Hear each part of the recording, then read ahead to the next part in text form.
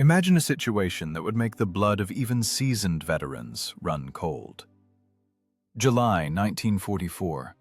Night, torrential rain, and mud that swallowed boots whole. A Soviet crew in a lone vehicle commits an act bordering on suicide. They aren't hiding in the bushes. They aren't setting an ambush. They're doing something that defies all logic of war, inserting themselves right into the middle of a column of an elite German division. Only 5 meters separate them from the muzzle of an enemy Panther. One wrong sound, one flash of light, one word in the wrong language, and they will burn alive in their steel box. But the most terrifying part of this story isn't the risk.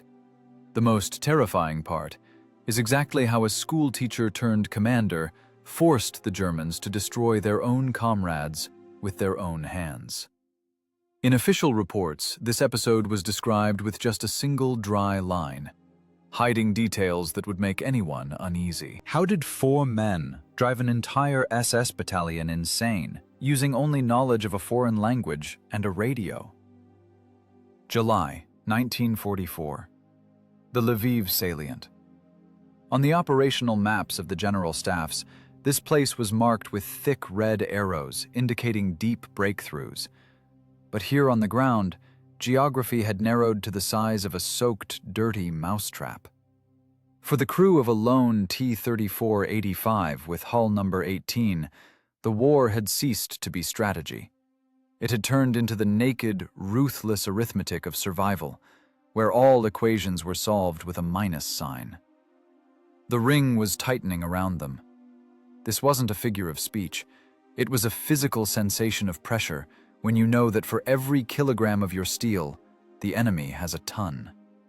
SS Panzer wedges, regrouped after the initial strikes, had cut off number 18 from the main battalion forces. Logistics died an hour ago. The tanks held the pitiful remains of diesel fuel, the thick, oily blood of the machine, barely enough for 20 kilometers of forced march through the sodden black soil. The ammo load was half of the standard issue. 27 shells. 27 chances to buy themselves a few more minutes of life, if they were lucky enough to hit first. Inside the tank, it didn't smell like heroism. Inside, there was a heavy, stale spirit, a cocktail of burnt diesel, gunpowder fumes, wet boots, and unwashed human bodies.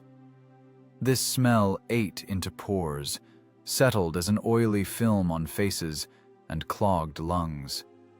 The crew sat in a steel capsule drifting in a stream of lava, and every movement was a struggle, as if the air had become as dense as water. The loader's hands, skinned bloody against the gun breech, trembled slightly. This wasn't fear in its pure animal manifestation. It was physiology. The body's reaction to 2 days without sleep, to an extreme concentration of adrenaline that no longer invigorated, but poisoned the muscles with the toxins of fatigue.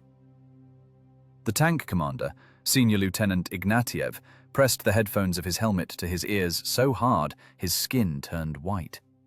His eyes, inflamed from constant strain and peering into the murky periscope, were closed. He wasn't looking. He was listening.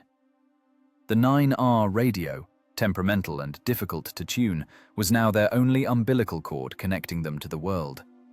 But Ignatiev hadn't tuned it to the regiment's frequency. He had gone into the enemy ether. Through the crackle of atmospheric static and the thunderstorms tearing apart the sky over Ukraine, foreign speech broke through. Chopped, barking phrases. German. For someone else in this tank, it was just noise, a harbinger of death. For Ignatiev, it was information. Before the war, he was a German teacher in a secondary school. He taught children to conjugate verbs and build complex sentences. Now, in this steel box in the middle of a night forest, philology had become a weapon more terrible than his 85mm ZIS S-53 cannon. "Panther 1, square 7-4, stop!" The voice on the air was distorted, but calm. Too calm for the hell happening all around. "Copy, Panther 1. Waiting for the tail of the column. Visibility 0. Ignatiev opened his eyes. He saw the map in his head clearer than the sheet of celluloid on his knees. The 17th Panzer Division of the Wehrmacht.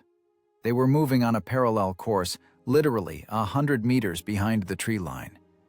The growling V2 diesel engine of his T-34, idling, made a characteristic clattering sound impossible to confuse with anything else.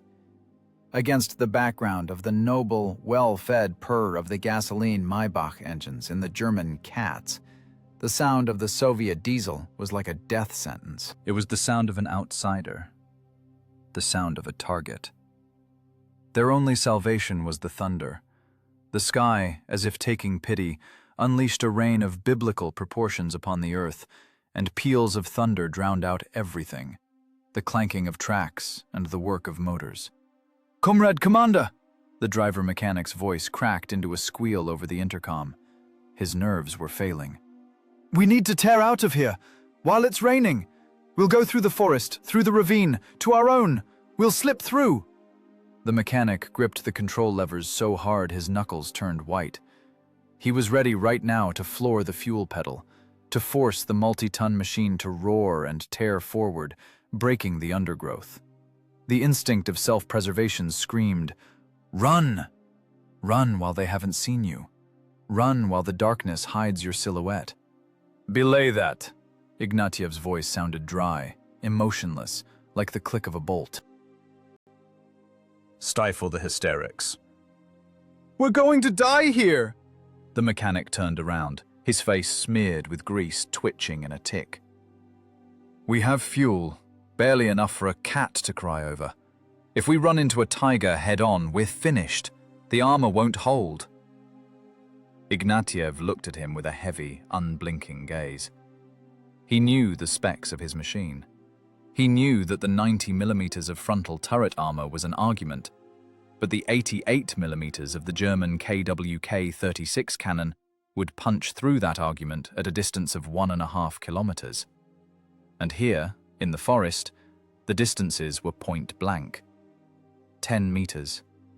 20. There was no room for maneuver, the T-34's main ace. Here was a slaughterhouse where they were waiting with axes. "Sit down," Ignatiev said quietly. "Listen to the ether." The headphones crackled again. "Attention all units. Absolute radio silence. Movement on running lights only. Distance 10 meters. The rain is washing away the markings. Guide point. The exhaust of the vehicle ahead." The German teacher inside the tank commander instantly translated, and the officer inside him instantly analyzed. The Germans were blind. The downpour, night, and mud had equalized the odds. They were moving blindly, orienting themselves only by the dim lights of the convoy lamps of those crawling ahead. They didn't have night vision devices from the future. They only had tired eyes and the fear of losing the column. Ignatiev understood the main thing. In this chaos, friend differs from foe only by touch, or by behavior. If you run, you are prey. Prey is chased down and killed. If you hide, you are found and destroyed. There remained a third way, a way that could only be born in the inflamed consciousness of a man cornered, the way of madness. "We are not going to break out," Ignatiev uttered. His voice became hard, steely. "We are not going to run." The crew froze. The loader froze with a shell casing in his hands. The radio operator stopped turning the tuning dial. The silence inside the tank became dense, tangible. The only sound was raindrops drumming on the armor, like thousands of little hammers counting down the seconds to the end. "We have no fuel for racing cross-country," Ignatiev continued, punctuating every word. "We have no shells for a long fight. But we have something they don't. We know what they are doing, and they don't know we are here." He leaned toward the mechanic, looking straight into his pupils dilated with terror. "We will not hide from the column," said the former teacher. "We will enter it. We will become them." For a second, a pause hung in the air, in which time itself seemed to stop. The idea was so monstrous, so contradictory to all logic of war, that the brain refused to perceive it. Insert into an SS division column? In a Soviet tank? "Start it up," ordered Ignatiev. "Smoothly. We slot into the gap. We become a ghost." This wasn't bravery. Bravery implies hope for victory. This was the cold calculation of a suicide bomber who decided to take as many enemies as possible with him to the grave. The intellectual duel had begun, and the stake was life. The idea of becoming a ghost required not only insane determination, but also dirty physical work. The crew of number 18 climbed out under the icy streams of the July downpour. This wasn't camouflage in the regulation sense, where a tank is hidden with branches in a revetment. This was makeup, for a dead man preparing to walk onto the stage in someone else's play. Fat Ukrainian clay squelched around the tank. The loader and radio operator, sliding their boots on the sodden black earth, scooped up this mud with their hands. They mixed it with used oil and grease drained from the transmission, turning the substance into a viscous black mastic. With this mixture, they furiously rubbed out the hull numbers and red stars on the turret. The white paint of the numbers 1 and 8 disappeared under layers of mud. The geometry of Soviet symbols dissolved into the chaos of natural camouflage. The T-34-85 has a characteristic silhouette. Sloped frontal armor, a squat turret, large road wheels. On a clear day, any German gunner would distinguish it from the angular Tiger or the predatory Panther in a split second. But night and rain are the great equalizers. Visibility dropped to 0. On such nights, shapes blur, and any dark, rumbling object is perceived by the brain as one of ours, if it moves in the right direction. The crew's task was to break the visual friend or foe code, turning the machine into a shapeless lump of clay and steel, indistinguishable from hundreds of similar dirty Wehrmacht vehicles crawling along the road. While the crew handled the external mimicry, Senior Lieutenant Ignatiev waged his war inside the turret. He didn't touch the mud. His weapon was intellect, and right now it was working at maximum RPM, analyzing the invisible architecture of the German column. He listened to the ether, isolating patterns of behavior of the 17th Panzer Division from the noise. It was pure war mathematics. The Germans were moving heavily. Ignatiev heard fatigue in the voices of the enemy drivers. He heard short, angry bickering of platoon commanders. He calculated the rhythm of movement. The column moved in spurts. 5 minutes of movement, 2 minutes of standstill. Speed, pedestrian. The intervals between vehicles were drifting. Discipline was falling under the weight of weather and exhaustion. This was critically important. Into a perfectly tuned Wehrmacht mechanism, insertion is impossible. The gears will crush you. But now, this mechanism was creaking and glitching. It was into these gaps, into these microscopic cracks in the German order, that Ignatiev intended to penetrate. He calculated the light signaling algorithm. Under blackout conditions, turning on headlights was forbidden. The Germans used the no-tech convoy light system, narrow slits of greenish light visible only from a distance of 30 meters and only at a specific angle. Rear vehicles oriented themselves by the dim marker lights of the front ones. Ignatiev knew this language. Double blink, distance normal. Long signal, attention, stopping. No signal, continuing movement. Knowledge of these codes was more important than armor thickness. If he messed up a signal by even a second, an armor-piercing shell of 75 millimeters would strike him in the back. "Ready, Commander." The wet head of the loader poked through the hatch. Dirty water dripped from his face, teeth chattering a rhythm. "No stars. We are nobody now." Vagabonds. "We are not vagabonds." Ignatiev adjusted his helmet, checking the comms. "We are the 17th Panzer. Remember that. From this second you forget Russian curses. Silence inside the tank. Any sound, any shout can be heard outside if we get close." The driver mechanic took his seat. His hands lay on the levers, but his fingers convulsively clenched and unclenched, trying to quell the trembling. This wasn't just a drive. They had to perform a stunt that the circus would call a death-defying act, only without a safety net. They needed to drive out of the tree line at the exact moment a gap formed between two German tanks and merge into the flow so naturally, as if they had always been there. Topography played against them, but Ignatiev decided to use it too.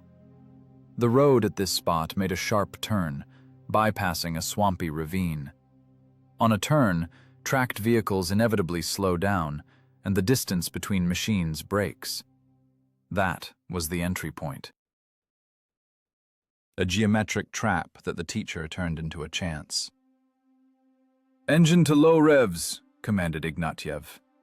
His voice was dry, devoid of intonation. Emotions were a luxury they couldn't afford right now. "Listen to my command.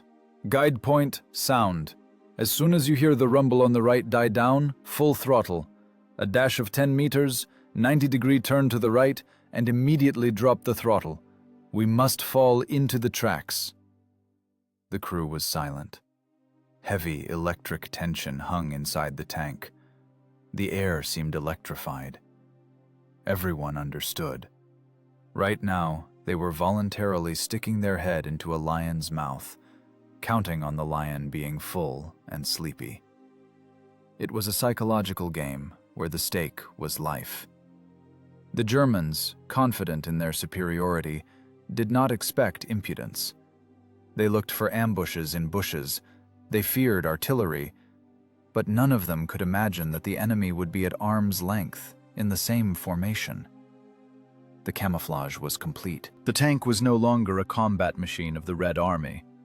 It had become a dirty, nameless monster, a chunk of iron ready to dissolve in the dark. Ignatiev closed his eyes, turning into hearing again. He waited. The rumble of the German column approached. Hundreds of tons of steel were grinding the road, and the ground beneath the belly of the T-34 vibrated in time with this iron march. "Attention!" whispered Ignatiev. Though he could have shouted, thunder roared outside. "The gap is coming. 3, 2..." In that moment, fear vanished. Only cold calculation remained, and the instincts of a predator that had donned the skin of prey to get close to the herd's throat. 1. Go! The V2 diesel roared, expelling a cloud of black smoke which the rain immediately beat to the ground. The tank jerked and, crushing bushes, tore out of cover straight onto the road, into the black void between two clanking ghosts. The trap snapped shut, but they weren't outside. They were inside.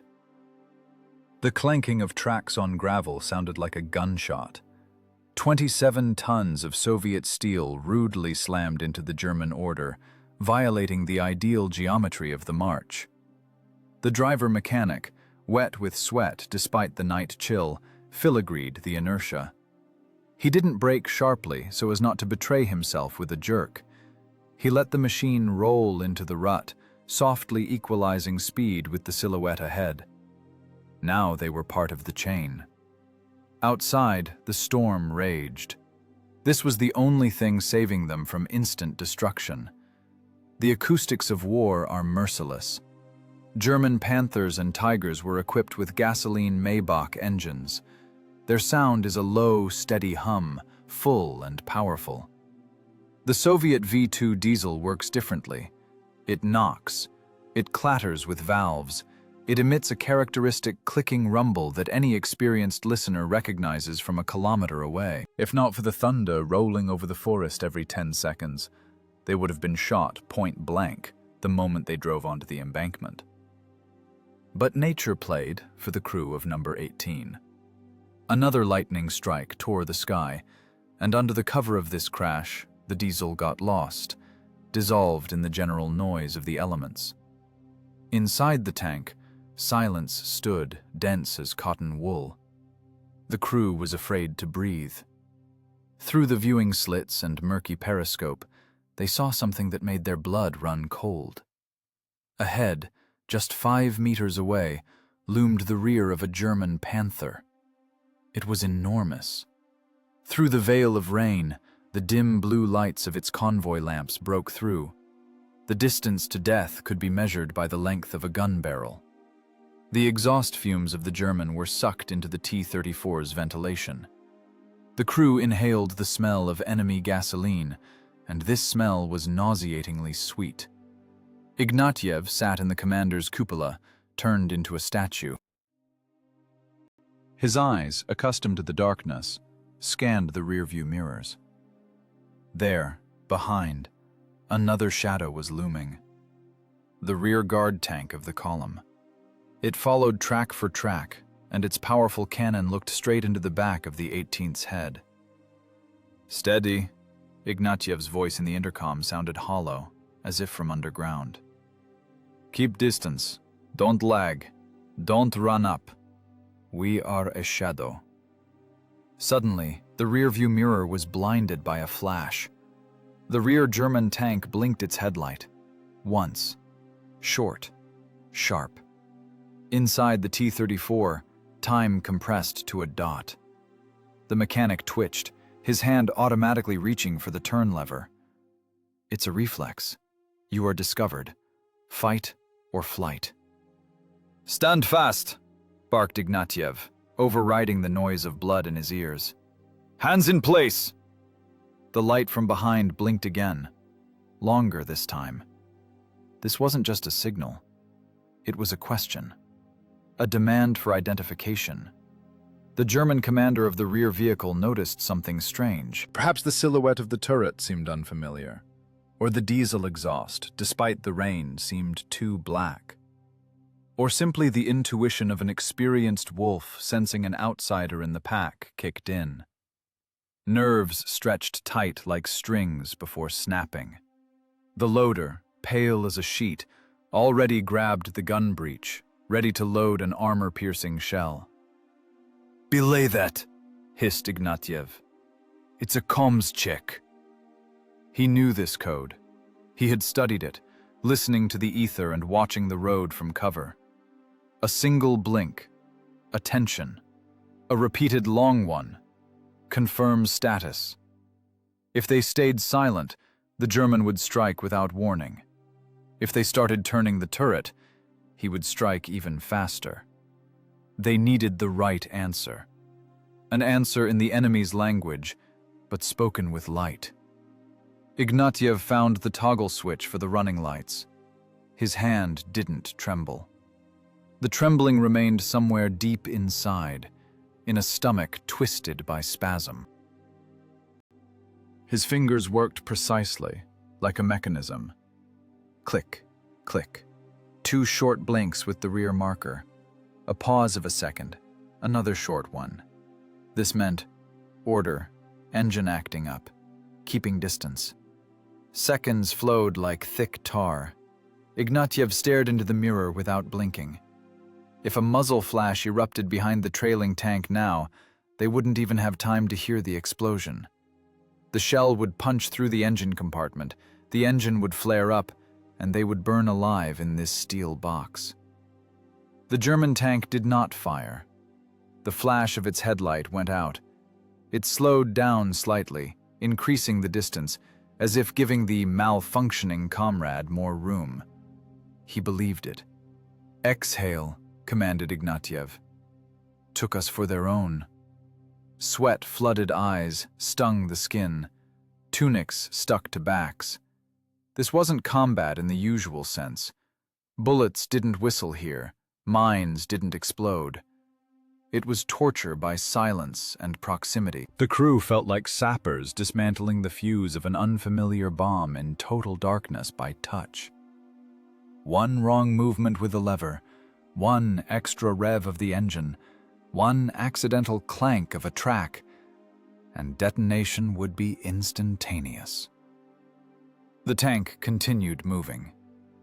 Now they were in the very heart of the dragon. Enemy in front, enemy behind. To the left and right, a wall of forest and impenetrable darkness. They became invisible, dissolved in the predator's stomach. Ignatiev pressed against the periscope again. A lightning flash momentarily illuminated the column stretching like a snake along the road. Dozens of tanks, hundreds of men. And amidst this armada, one crew, 4 people whose lives now depended on knowledge of a foreign language and the ability to lie with a light bulb. "Stick to him like glue," the commander whispered to the mechanic. "Where he goes, we go. We are his shadow." They moved in a common rhythm, jolted on bumps in sync with the Germans. Stopped when the brake lights ahead turned red, started moving when the column began to move. The mimicry became absolute. The psychological barrier collapsed. The brain refused to believe what was happening, but the eyes saw facts. German crosses on the armor of neighboring vehicles floated by, indifferent and calm. But how long could the mask hold? Ignatiev knew this couldn't last forever. Sooner or later, someone would want to talk on the radio, or the column would emerge onto a lit section, or the rain would simply stop. Every minute of delay brought them closer to the denouement. And here, in the cramped space of the fighting compartment, accompanied by the storm and a foreign motor, the real hell of waiting began. A hell where a second stretched into eternity, and the price of a mistake was measured in 4 death notices. The monotonous drone of the moving column was lulling. It was a deadly lullaby. The Germans, soothed by the darkness, rain, and confidence that the Russians remained far behind in muddy trenches, lost their vigilance. Their attention dulled. The crew of tank number 18 felt this rhythm. They breathed in unison with the enemy, but their hearts beat in countdown mode. The road narrowed. Ahead, highlighted by lightning flashes, the railings of a bridge over a nameless river appeared. A bottleneck. The point of no return. Ignatiev understood. This wasn't just an obstacle. It was the perfect plug. Geography itself suggested the solution to the tactical problem. If they blocked this bridge, the column would stop. And a stopped column on a narrow embankment is no longer a combat unit. It's a target in a shooting gallery. The commander pressed against the sight. Distance to the rear of the Panther ahead, no more than 7 meters. Impossible to miss at such range. At such a distance, an 85mm armor-piercing shell doesn't just penetrate armor. It turns the insides of the machine inside out. "Armor-piercing," the command was whispered, but to the crew it was louder than thunder. The loader, whose hands had turned into an automatic manipulator, instantly grabbed a shell from the rack. The heavy slug clanked into the breech. The breech block wedge closed the barrel channel with a dry, metallic click. This sound cut off the crew from the past. There was no way back. "Fire!" The tank shuddered. In the enclosed space of the turret, a shot is felt not as sound, but as a sledgehammer blow to the whole body. Gunpowder gases instantly filled the fighting compartment with acrid fog that made eyes water. The shell hit the Panther's engine compartment right in the middle. The flash was blinding. The German tank didn't just catch fire, it exploded from within. Gasoline vapors detonated instantly. The multi-ton machine was tossed up, and engulfed in flames it crashed across the bridge, blocking the passage dead. The burning carcass became a cork in a bottle. "Turret back! 180! Move it!" screamed Ignatiev, tearing his voice. The electric turret traverse whined. The long gun barrel began to describe an arc inside the column. These were the longest seconds of their lives. The tank coming up behind hadn't yet realized what happened. Its commander saw the explosion ahead, saw the flames, but his brain refused to believe that death came from one of their own, from the dirty vehicle moving right in front of him. He thought it was a mine, or an artillery strike, or a Panzerfaust from the bushes. He hesitated, and that delay cost him his life. The T-34's turret completed the turn. The black pupil of the barrel stared into the frontal armor of the rear German from a pistol-shot distance. "Fire!" Second impact. The shell slammed into the junction of the turret and hull. Sparks sprayed like a fountain. There might not have been penetration, the Panthers' front is tough, but the kinetic energy of the impact at such range is monstrous. The German tank crew received a severe concussion. The driver mechanic was likely killed by spalling armor flying off the inside. The tank jerked and froze, blocking the retreat path for the rest of the column. The trap snapped shut. 2 burning tanks, front and rear, and between them, dozens of vehicles trapped on a narrow road, surrounded by forest and darkness. Ignatiev didn't wait for return fire. He knew. Panic would start now, and panic must be managed. He tore the microphone of the radio station from its mount. Fingers quickly flipped the switch to transmit. Now he wasn't a Soviet officer. He was an actor in a theater of the absurd, and his audience was the entire 17th Panzer Division. He took a chest full of air saturated with fumes and screamed into the ether in pristine German, copying the hysterical intonations he heard half an hour ago. "Achtung! Achtung! Saboteurs at the head of the column! Russian tanks have broken through! They are among us! Fire at the silhouettes! We are being encircled!" Ignatiev's voice, distorted by static, burst into the headphones of every German commander. It was the voice of terror, a voice confirming their worst nightmares. "They are hitting from the flanks! Ambush! Open fire, idiots, or we all die!" Ignatiev continued to scream, mixing regulation commands with choice German profanity. The effect was instantaneous. The psychology of the crowd worked flawlessly. In the dark, under torrential rain, seeing burning vehicles at the head of the column and hearing screams about a breakthrough on the radio, the German tankers lost their minds. Someone first, without figuring it out, fired a machine gun burst into the darkness of the forest. Another, seeing the flash, turned his turret and fired at the neighboring silhouette, mistaking it for a Russian. "Mechanic, full reverse," commanded Ignatiev, throwing aside the microphone. "Back into the ditch. Hug the burning one." The T-34 jerked sharply backward, literally pressing itself into the smoking carcass of the Panther it had destroyed. Smoke and flame became their new cover. Now they couldn't be seen, and around them, hell began. The conveyor belt of destruction was launched. The Germans started shooting at each other.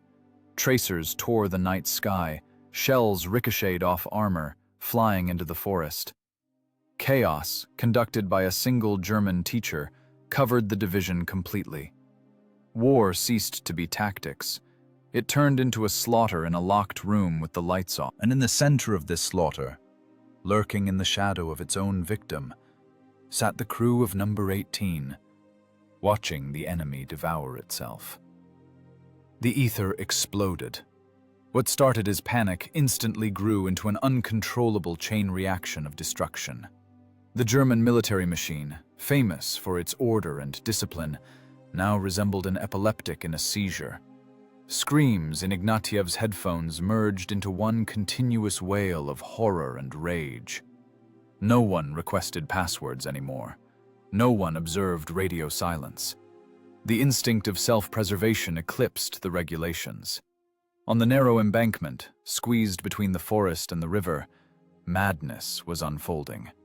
A heavy tiger, trying to turn around and escape the imaginary flank attack, leaned with its entire 57-ton mass onto a light infantry half-track.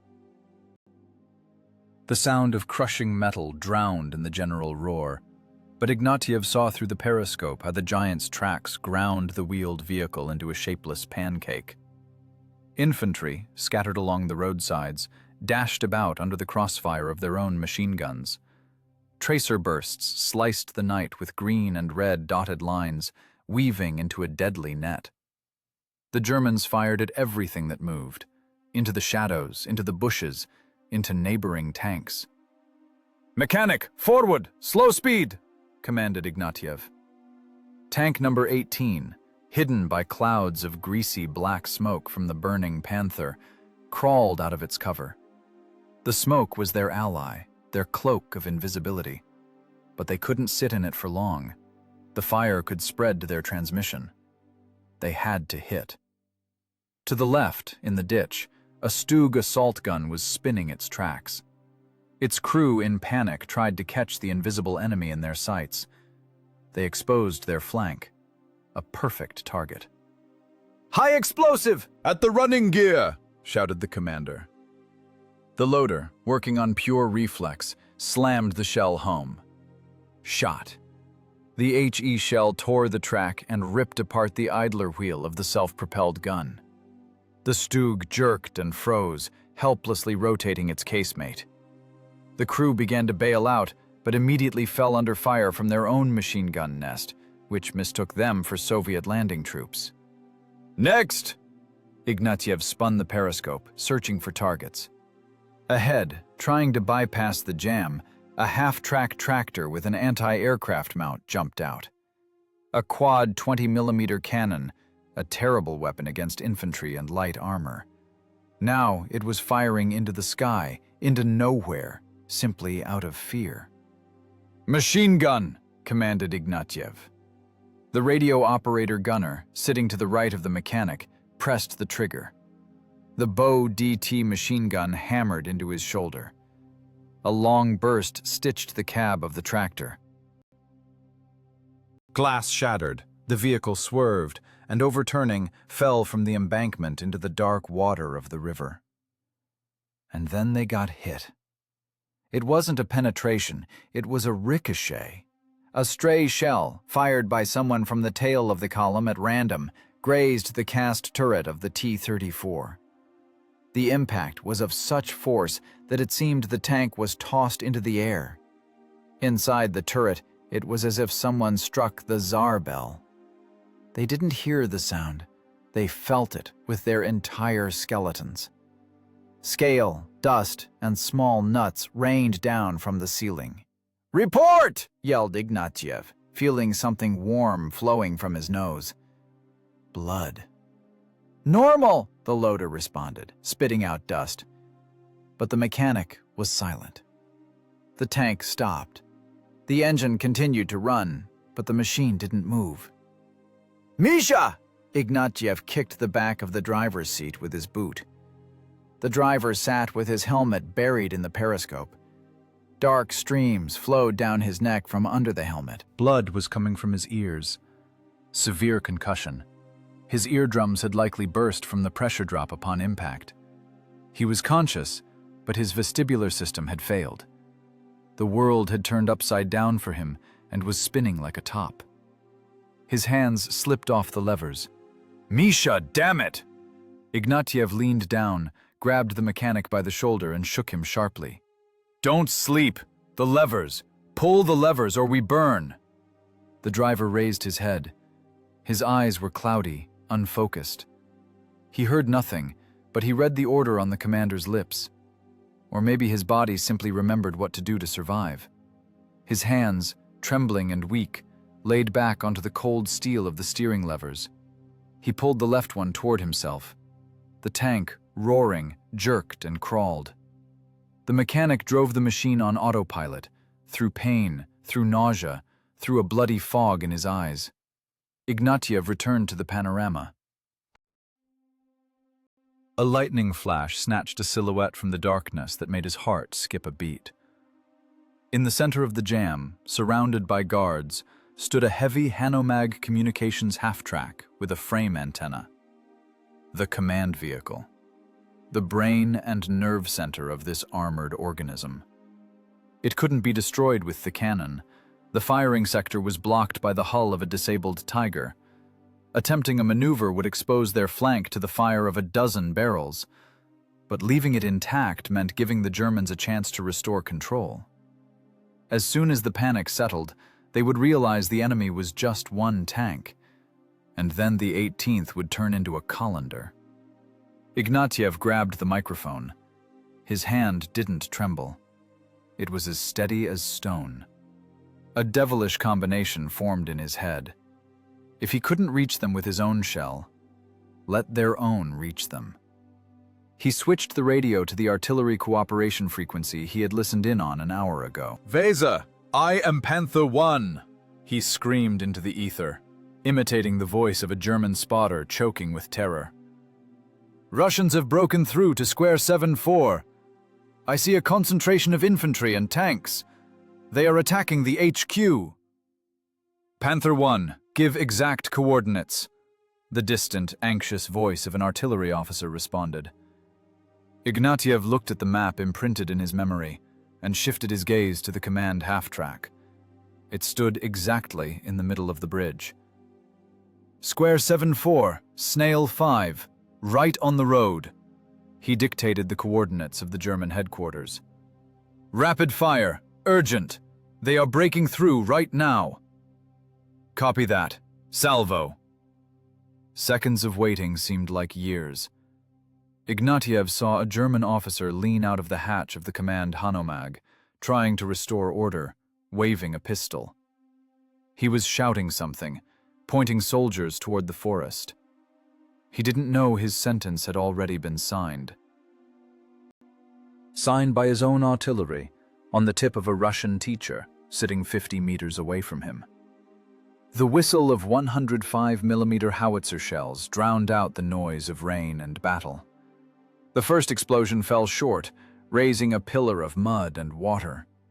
The second covered a group of infantry. And then hell began. The German battery, working precisely and cohesively, covered the square with a full packet. A shell landed right on the roof of the command half-track. The explosion blew the vehicle to smithereens. Antenna, wheels, pieces of armor, and human bodies flew in different directions. Along with the headquarters, the Germans' last hope for restoring order vanished.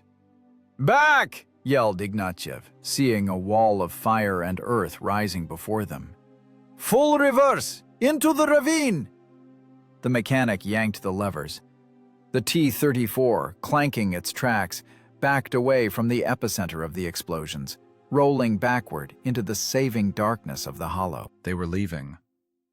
Leaving behind a burning graveyard of machinery, which the Germans continued to diligently plow with their own shells. It was a masterclass in chaos. Controlled chaos.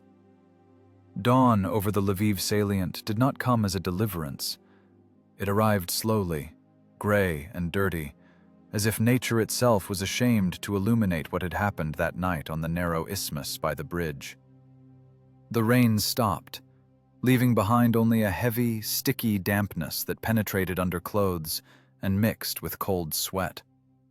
The T-34-85 with hull number 18 slid into a deep, brush-covered ravine.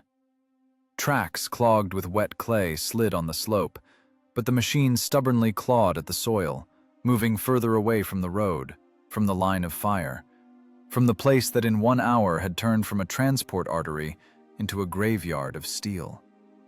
When they reached the bottom of the hollow, hiding under the thick crowns of old oaks, Ignatiev ordered to kill the engine. The diesel sneezed one last time and went silent. And in that same second, silence crashed down on the crew. It wasn't the blessed silence of peace where birds sing. It was a concussed, ringing void. A thin, continuous whine stood in their ears, the echo of artillery cannonade and engine roar. This whine was the only sound in the world until it was broken by a metallic clatter. It was a brass casing rolling across the corrugated floor of the fighting compartment. Inside the turret, it was impossible to breathe. The fan couldn't keep up. The air was thick, blue with gunpowder gases. Underfoot, it crunched. The floor was strewn with spent 85mm casings. They lay mixed with empty machine gun pans, pieces of rags, and mud dragged in by boots. The casings reached almost to the loaders' knees. This was the iron score of their survival. Each empty tube was someone's death, or a 1 second. Ignatiev struggled to scrub open the commander's cupola hatch. The heavy lid didn't yield immediately. His hands were weak, muscles clogged with lactic acid and refusing to obey. He climbed out onto the armor, greedily gulping the raw, cold morning air. Thick steam rose from the turret, washed by the night downpour and heated by battle. The machine breathed, cooling down, clicking with metal, like a living creature that had run a marathon at the limit of its capabilities. The commander took out binoculars and looked back at the edge of the ravine, beyond which lay the road. The picture revealed in the gray light of morning resembled the canvases of surrealist painters, if they were painting hell. On a stretch of road 300 meters long, 12 black, mangled wrecks were smoking. 12. Heavy German equipment, the pride of the Reich's design bureaus, had turned into a pile of scrap metal. The very Panther they had burned first was still burning on the bridge, throwing a pillar of greasy soot into the sky. Behind it, barrel buried in the ground, froze the Tiger, the same one that had crushed its transport brother. A little further, a self-propelled gun with a broken track smoked. And around them, overturned trucks, Hanomags torn apart by explosions, and black spots of scorched earth. Ignatiev slowly swept his binoculars across this panorama. He knew. His crew had destroyed only 2 vehicles. The other 10 killed themselves. A chain reaction of fear worked, triggered by one correct phrase on the air and a couple of shells at the right time. This wasn't a victory of caliber. It was a victory of chaos over order. An SS division, the elite of the Wehrmacht trained to kill, had fallen into madness and devoured its own tail. Misha's head appeared from the driver's hatch. He pulled off his helmet. His face was gray as ash, and 2 dried, dark brown trails of blood stretched from his ears. He stared straight ahead with a glazed look, not reacting to the commander's movements. He was still there, on the road, pushing levers and dodging tracers. His body was here, in the safety of the ravine, but his consciousness was stuck in that second when the shell hit the turret. The loader climbed onto the armor. He sat down, legs dangling into the hatch, and tried to get a pouch of shag tobacco. His hands lived their own separate life. A large, uncontrollable tremor shook his fingers so hard he couldn't hold the thin strip of newspaper. The tobacco spilled past, onto the wet steel of the armor, onto his knees, into the mud. He tried to roll a cigarette, once, twice, 3 times. The paper tore. The tobacco spilled. The loader raised his eyes to the commander. There was no triumph in them. There was animal misunderstanding of how they remained alive at all. He suddenly giggled quietly, hysterically. Then again, and threw the useless scrap of paper down. "Got matches?" he asked hoarsely, though there was nothing to smoke. His voice was alien, torn by fumes. Ignatiev silently held out his cigarette case with captured cigarettes. The loader took one, clutched it in his fist with his whole palm, like a child holds a spoon so as not to drop it, and greedily lit up. The first drag caused a coughing fit. Lungs already clogged with smoke protested. But he smoked, deeply, to the point of dizziness, trying to calm the dance of nerves with nicotine. The radio operator stayed inside. He sat on the floor, leaning his back against the gearbox, and dumbly looked at the radio. At that same 9R, which that night had become more terrible than the cannon. He stroked the cold metal of the casing with his fingers, as if soothing a rabid beast. A smell hung around. Not that heroic smell of gunpowder written about in newspapers. It smelled of wet, burnt rubber, scorched paint, the sour smell of stress coming from unwashed bodies, and the sweet, nauseating aroma of burnt meat carried by the wind from the road. Ignatiev looked at his hands. They were black from soot and oil. But they didn't tremble. His psyche, hardened by years of war, froze emotions. Now he was empty. Inside, everything had burned out. Fear, joy, hope. Only a cold fixation of fact remained. They had walked the razor's edge. The chance of survival was 1 in a million, and that millionth chance fell to them. "Check the oil," he told the mechanic, breaking the silence. The words fell heavy, like stones in water. "And inspect the running gear. We still have to crawl to our own." They sat on the armor of the cooling tank in the middle of a Ukrainian forest. 4 surviving dead men who had achieved the impossible. And behind their backs, the German column burned out, a monument to human stupidity and fear, which turned out to be more destructive than any shell. The silence pressed on the ears harder than the roar. It was the silence after the end of the world, the silence of the ravine, which a minute ago seemed like salvation, suddenly burst. It was torn by a sound more terrible than the gnashing of tracks. It was laughter. The loader, sitting on the armor with an unlit cigarette, suddenly doubled over. Short, barking sounds erupted from his throat. This wasn't the joy of the saved. It was a purely physiological reaction of an overloaded nervous system, a safety valve blown by the pressure of experienced horror.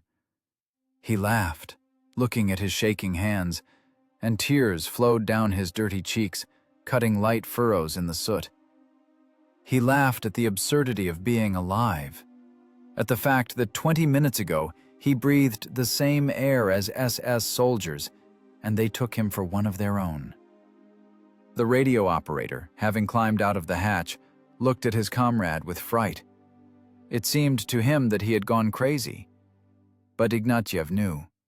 This was the come-down. The adrenaline storm was over, and now the body was presenting the bill for the overdraft of vital forces. The commander didn't start calming him. Words were meaningless now. Instead, he reached into the breast pocket of his tunic. His fingers found a small, battered notebook in a leatherette binding. Ignatiev opened it.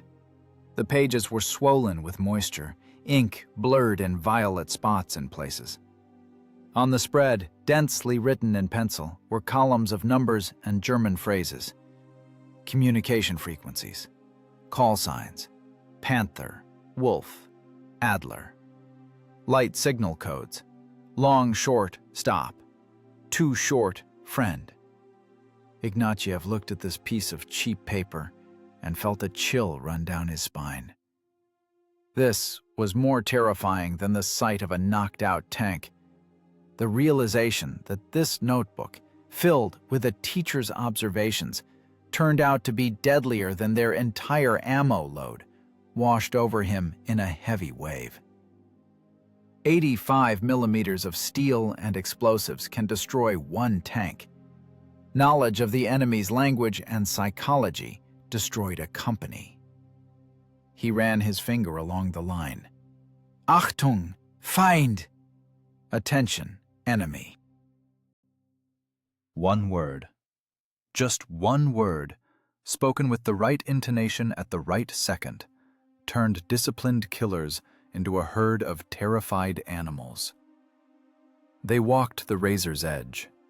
If that German commander at the tail of the column had slightly stronger nerves, if the radio operator in the command Hanomag checked the frequency, if lightning had flashed a second earlier and illuminated their Soviet road wheels without rubber tires, they would have been torn to pieces, smeared in a thin layer over the armor. They played Russian roulette with a full cylinder, and the gun misfired 12 times in a row.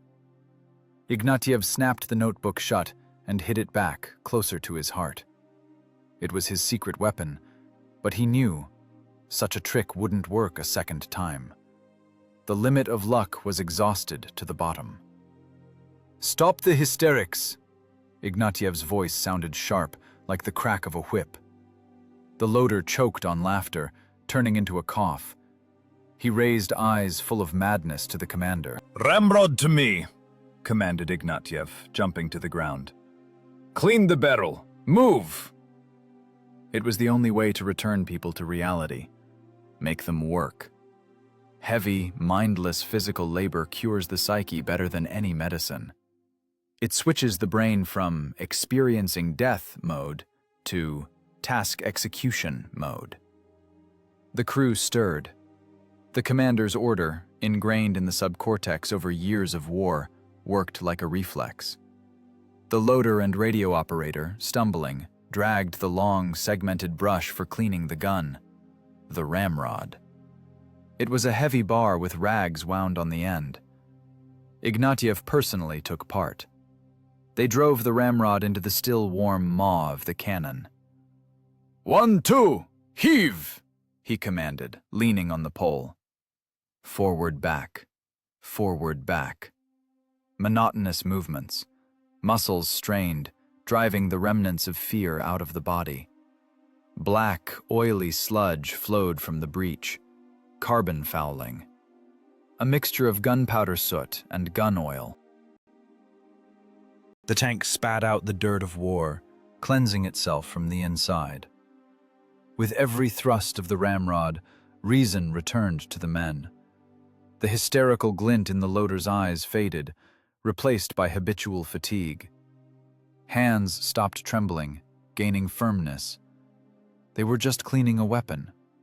It was routine, normality, an island of stability in a world of chaos. Driver-mechanic Misha sat on the track, holding a flask of water. He still heard nothing, but he drank in small sips, watching his comrades bustle at the barrel. The blood on his neck had baked into a crust. He was alive. The tank was intact. These were the only facts that mattered. Ignatiev wiped his hands with a rag, leaving black streaks on it. The ritual was complete. They washed the traces of the night murder off the cannon. But washing the memory was impossible. He looked at his men. Now they weren't just tankers. They were accomplices in a grand deception, witnesses to how a word can kill more effectively than steel. "Batten down hatches," he said quietly, knowing he would be heard even through the ringing in ears. "Check the map. We need to reach our own before noon, while the Germans are counting their corpses." They turned back into a combat unit. Fear was driven deep inside, sealed in the far corners of consciousness so it wouldn't interfere with pulling the trigger. But each of them knew. That night they died and were born again. And the price of this second birth was written in a small, wet notebook in the commander's pocket. 24 hours. Exactly 24 hours it took the crew of tank number 18 to get out of the gray zone to the forward positions of their battalion. They tumbled out of the forest not as heroes, but as ghosts. The tank was black with soot, clay on the sides baked into stone, and the gun barrel looked at the sky as if asking for mercy. The infantry guard at the checkpoint almost opened fire. The silhouette of the machine was so distorted by mud and deformations that they managed to identify it as a native T-34, only by the characteristic growl of the worn diesel. Ignatiev jumped to the ground. His legs gave way. The earth seemed soft as down after the harsh vibration of armor.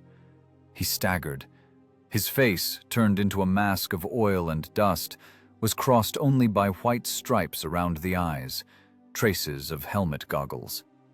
He looked like a miner rising from a face where, instead of coal, they mined death. The battalion headquarters was located in a deep dugout with 3 layers of logs. Here it smelled of pine resin, cheap tobacco, and most surprisingly, chypre cologne. This smell of cleanliness hit Ignatiev in the nose stronger than the smell of burning. Here was a different world. The paper front. The battalion commander, a major with red eyes from lack of sleep, leaned over an operational map. It was clean, ruled with neat blue and red pencil lines. The geometry of war looked sterile here. No dirt, no blood, only tactical symbols. "Comrade Major," Ignatiev's voice sounded like metal scraping on glass.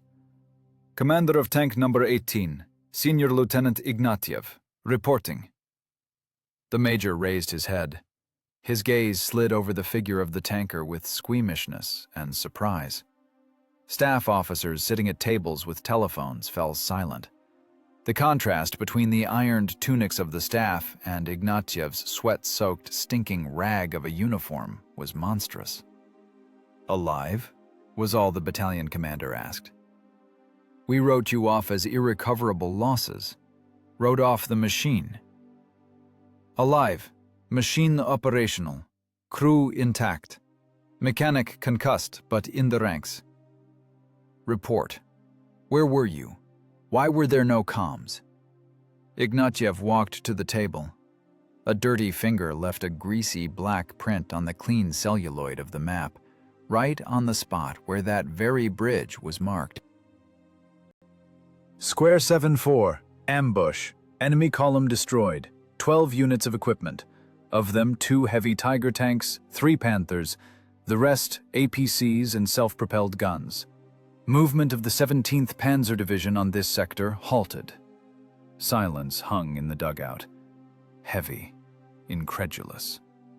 The major slowly straightened up. 12? He asked again, squinting. "Did you, Lieutenant, by chance, inhale carbon monoxide? Don't tell me Anderson's fairy tales here. You have 1 barrel, partial ammo load, and you want to say that single-handedly you dismantled a reinforced SS company?" "Affirmative." "You're lying," the Chief of Staff said calmly, not looking up from papers. "That doesn't happen. Either padding the numbers or the delirium of a concussed man. What did you hit them with? You have shells for 5 minutes of combat." Ignatiev was silent. How to explain to these people sitting in warmth that shells weren't needed? How to explain that he shot with words? That he forced Germans to kill each other simply by pressing the radio transmit button at the right time? Here, among maps and reports, it would sound like madness. "Verify," Ignatiev said hollowly. "Send recon." The major grunted, preparing to unleash a tirade about discipline and fantasizers, but at that moment an intelligence officer entered the dugout. In his hands was a folder with intercepts. He looked puzzled. "Comrade Major," the scout put a sheet on the map. "Radio intercept data. The Germans went crazy." "What is it now?" "The 17th Panzer was screaming on the air all night. Panic. Reporting a massive attack by Soviet tank formations in square 7-4. The major froze. His hand with a pencil hung in the air. "Read," he ordered. The scout cleared his throat and began reading the translation of the German cipher. "Reporting. Column attacked by superior enemy forces. Russians used infiltration tactics. We are surrounded. Engaging a tank brigade. Losses critical. Battle group headquarters destroyed. Requesting artillery support on own coordinates." The battalion commander shifted his gaze from the sheet of paper to the dirty lieutenant staggering from fatigue. In his eyes, skepticism was replaced by something resembling fear. He began to understand. "Tank brigade?" the major asked quietly. "So, you are a whole brigade for us now?" Ignatiev shrugged. The movement was difficult. "I just knew their frequencies, Comrade Major. And codes. I was a German teacher. I told them what they were afraid to hear." The major walked around the table. He came up close to Ignatiev. The smell of burning from the tanker overpowered the smell of cologne. The battalion commander looked not at the medals, which weren't there, but into the teacher's eyes. In them was the emptiness of a man who had looked over the edge. "You, Ignatiev." The major stumbled, choosing words. "You are a scary man. You didn't take them with armor. You took them with your mind." He returned to the map, looked at the greasy fingerprint blocking the road, and sharply, with pressure, circled it with a red pencil, marking it as a destroyed target. "Massive attack," the chief of staff chuckled, shaking his head. "Germans at army headquarters are racking their brains right now, wondering where we got reserves there. And the reserve is one teacher with a microphone." It was a triumph on paper, but for Ignatiev, it was just a report. The bureaucracy of war accepted his feat, digested it, and turned it into dry lines of a summary. Enemy losses, up to 12 units. Not a word about the radio game. Not a word about shaking hands flipping radio switches. Only the result will remain in history. "Go, Lieutenant," the battalion commander said, softer. "Get some sleep. Tomorrow you'll write a detailed report. Write down every word. How you... on the radio." This needs to be in textbooks. Ignatiev nodded, turned over his left shoulder, leaving chunks of dried mud from his boots on the floorboards, and walked out of the dugout. Outside, there was sun. But inside him, that night full of rain and German speech still stood. The paper front accepted the victory, but it didn't heal the soul. Heroes in war aren't sent to sanitariums. They aren't put on a shelf like crystal vases to dust off. An effective tool is exploited until complete wear and tear. Ignatiev and his crew proved their effectiveness, which meant not the rear awaited them, but a new turn of the meat grinder. The only reward war gives a professional is the right to pass his experience to other suicide bombers, before burning out himself. Tank number 18 stood in the repair battalion exactly 6 hours. This wasn't restoration. This was crude field surgery. The scar from the ricochet on the turret, that trace from the German shell that almost turned them into a mass grave, was simply welded over. A welder, an elderly mobilized worker with a face black from soot, laid a crude, lumpy seam of electric welding right over the dent. The metal became ugly, but solid. No putty, no paint. War does not tolerate aesthetics. The tank, looking like a beaten street fighter with a scar across his whole face, roared its diesel again, throwing out blue smoke. It was ready to kill. Ignatiev wasn't removed from his post, but another duty was added to his responsibilities as company commander. Non-staff, but critically important. He became an instructor in radio games.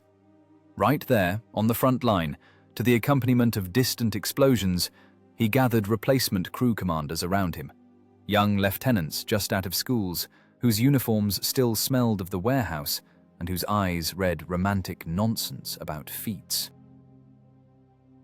Ignatiev beat this nonsense out of them harshly and methodically. "Radio station 9R, he said, holding the microphone like brass knuckles. "This isn't a telephone for calling Mom, and it's not just a channel for orders. It's a stethoscope." He taught them to listen. Not words, but intonations. He explained that German discipline on the air by the autumn of 1944 had begun to crack. If in 41, icy, mechanical order sounded in the headphones, now notes of hysteria appeared. "Do you hear the jagged breathing?" asked Ignatiev, tuning the radio to a captured frequency. "Hear the mechanic interrupting the commander? That is fear. Fear can be heard on the air. And where there is fear, there is victory. Where the enemy is afraid, he makes mistakes. Your task is to catch this moment and strike." He taught them impudence, taught them to break into others' conversations, create phantom threats, imitate the work of artillery spotters. It was the science of lying for salvation. The young tankers looked at him with distrust. They were taught that you fight with shells and maneuver. Ignatiev showed them that you fight with information. And then work began again. Poland, Vistula. The landscape changed, but the essence remained the same. The mud became different, more sandy, but it clogged wheels and tracks just the same. Forests became denser, roads narrower. The resistance of the Wehrmacht, cornered, became frenzied, fanatical. Now they fought not for space, but for time. The crew of the 18th worked like a fine-tuned clock mechanism. Unnecessary movements disappeared. Driver-mechanic Misha, recovered from the concussion, drove the machine as if it were an extension of his nervous system. He felt the dimensions to the millimeter, fitting the 27-ton hulk into the narrow streets of Polish towns without grazing the corners of buildings. The loader no longer laughed without reason. He became a silent, gloomy, shell-loading automaton who could sleep sitting up, waking exactly 1 second before the command, "Fire." The routine of war swallowed their unique feat near Lviv.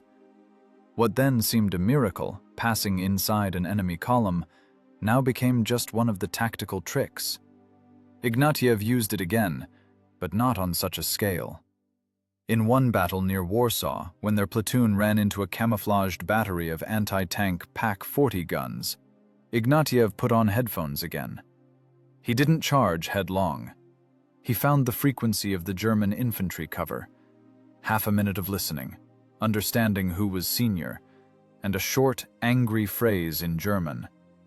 "Change position immediately! Russian Katyushas are targeting the square!" The battery didn't move. The Germans weren't idiots. They verified orders. But a hitch occurred. The crews started twitching. An officer began shouting into the receiver of a field telephone, clarifying the situation. These 30 seconds of confusion were enough for the platoon of T-34s to tear out from cover, close the distance, and cover the guns with high-explosive shells. Later, inspecting the crushed cannons, a young lieutenant from the replacements asked Ignatiev, "Comrade Captain, what did you say to them?" Ignatiev, wiping his hands with a rag, didn't even smile. The rank of captain was given to him a week ago, but the stars on the shoulder boards didn't make the armor thicker. "I told them the truth," he answered, "that they were about to die. I just said it in their language." War turned into an endless conveyor belt. The experience of the German teacher, which once seemed like a civilian absurdity in the iron womb of a tank, became a systemic factor of survival. He replicated this experience. He taught others to listen to the ether like a doctor listens to a patient's lungs, searching for the wheeze of death. But with every battle, Ignatiev felt something dying inside him. That part of the soul responsible for compassion, for humanity, burned out like oil in an overheated engine. He was becoming a function, a voice in the headphones, a ghost who knows the access codes to someone else's fear. And when they went west, leaving kilometers of liberated but scorched earth behind the tracks, he understood. The war wouldn't end in Berlin. It would remain in him forever, in the form of static noise and German speech, which was now associated not with Goethe and Schiller, but with a command to destroy. Tank number 18, patched and repatched, with welded holes and new road wheels, continued its path. It was no longer the machine that left the factory. It was the ship of Theseus, in which almost all parts were replaced except one, its soul. And the soul was the crew, fused into a single organism where the commander's intellect was more terrible than the gun caliber. And this organism continued to devour the enemy, kilometer after kilometer, bringing closer the finale, which for some would be victory, and for others, oblivion. May 1945 in Prague smelled not of gunpowder, but of lilacs and hot cobblestones. This smell was so thick and sweet that people accustomed to the stench of decomposition and burning felt dizzy. T-34 85, with hull number 18, stopped on one of the narrow streets of the old city. The diesel, which had growled tirelessly for thousands of kilometers from Lviv itself, sneezed and went quiet. This time, forever. Silence fell.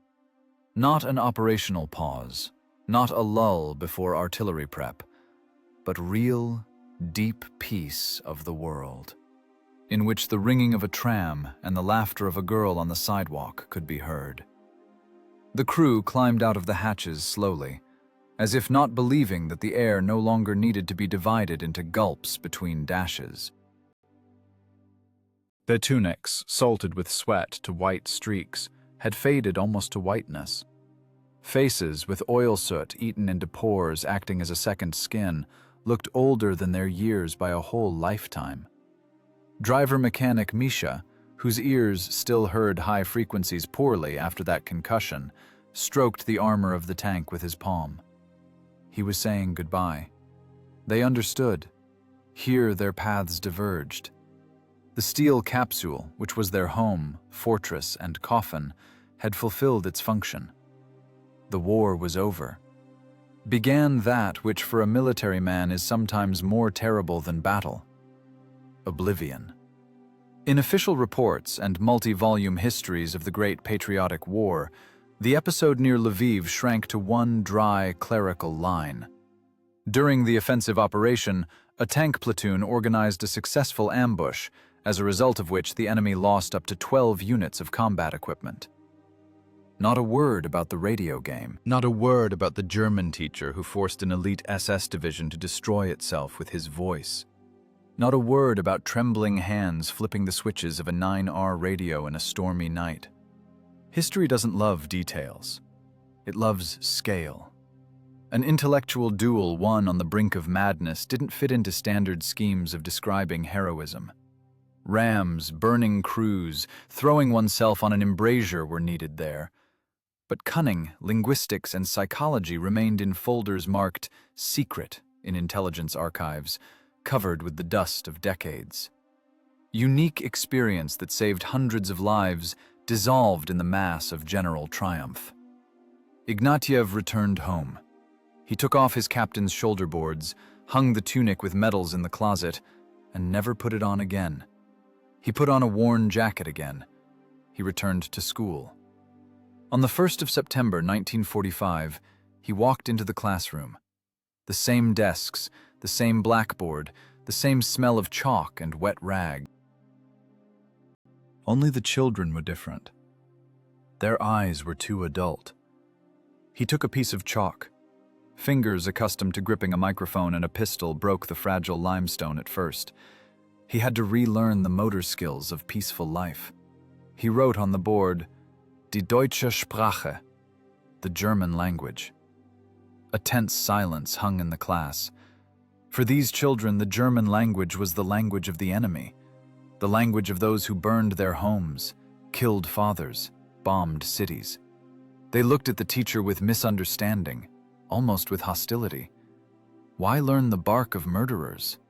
Ignatiev turned to the class. He saw this question in their eyes. He could have told them how this language saved his life, How knowledge of irregular verbs and intonational constructions proved more effective than an armor-piercing shell. How he screamed commands into the ether that made Panthers explode. But he was silent. Veterans who saw the real, dirty underside of war rarely tell the truth. They know that words spoken in a warm classroom will never convey the cold of tank armor under rain. Language, Ignatiev said quietly, is not an enemy. Language is a tool. An axe can kill a man, or it can build a house. It all depends on whose hands it is in, and how the head of the one holding it works. Years passed. Decades. Ignatiev grew old. His hair became completely white, like the chalk with which he covered kilometers of school blackboards. The scar of war inside him scarred over, but did not disappear. At night, when thunder rumbled outside the window, he sometimes woke up in a cold sweat. It seemed to him that the sound of rain was static in headphones, and peals of thunder were bursts of 105mm howitzers he himself had called on the German headquarters. On such nights, he lay with open eyes and whispered German verb conjugations to calm his heartbeat. A ritual of returning to reality. He graduated thousands of students. For them, he was just a strict, fair old man who demanded perfect pronunciation and knew German literature better than Russian. None of them knew that this lean intellectual in glasses was once the most dangerous predator in the night forest near Lviv. None knew that his excellent in the grade book weighed less than his Feuer, fire, in the ether of 44. One day, already in the late 70s, one of the students, a brazen 10th grader, asked him after class, "Ivan Petrovich, why do we need to learn this language anyway? We won. Why do we need their words?" Ignatiev slowly wiped his glasses with a handkerchief. He looked at the youth. Before his mind's eye, a picture flashed for a second. Night, downpour, narrow road, the rear of a panther 5 meters away, and a finger on the radio button. The moment when one word separated life from death. He didn't tell about the tanks. He didn't tell about burning iron and the smell of blood. He just smiled, with that slightly sad smile of a man who knows the price of silence. "You know," said the old teacher, looking through the classroom walls somewhere into the past, "war is when people shoot because they don't know how to talk, or don't want to. But the winner is not the one who shoots louder. The winner is the one who understands better." He put the chalk on the shelf by the board. The chalk lay next to the pointer, like a shell in a rack. "Learn words, young people," he finished, closing the class register. "Sometimes one word spoken in time saves a life, and not just yours." Ignatiev walked out of the classroom, shuffling his feet along the corridor. Outside the window, spring was blooming, peaceful and noisy. And in the history textbook on page 112, just one dry line remained about a successful ambush, behind which hid the greatest secret of one human soul that defeated steel with the power of intellect.